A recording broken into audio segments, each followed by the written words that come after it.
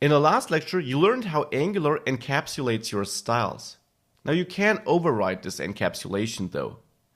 If you go back to your code, to the server element component, you can add something to the add component decorator. It's called Encapsulation, this property, and there as a value you can access view encapsulation, which needs to be imported from add Angular core, so make sure to add this import. And then you can choose between 3 modes. Emulated is the default, so you don't need to add this.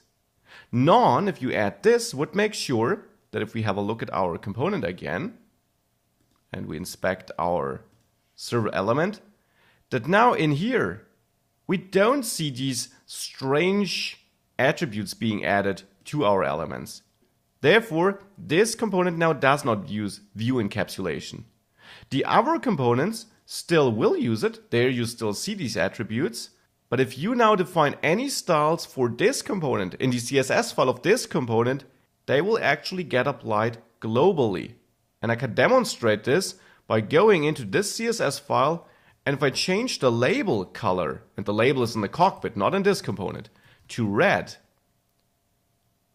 yeah, now you will see the label there is overwritten. Whilst this label of course still has its custom unique attribute, it still is a label in the end.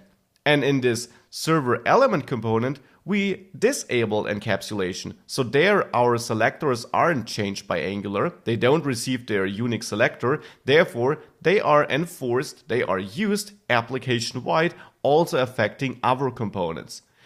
Might be the behavior you want. Chances are that this is not the case, but it's important to know that you can change this behavior.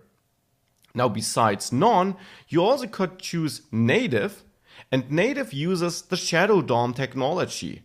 This should give you the same result as before with emulated, but only in browsers which support it, which is why for most cases you want to choose emulated, but be aware that you could switch to non or native here too.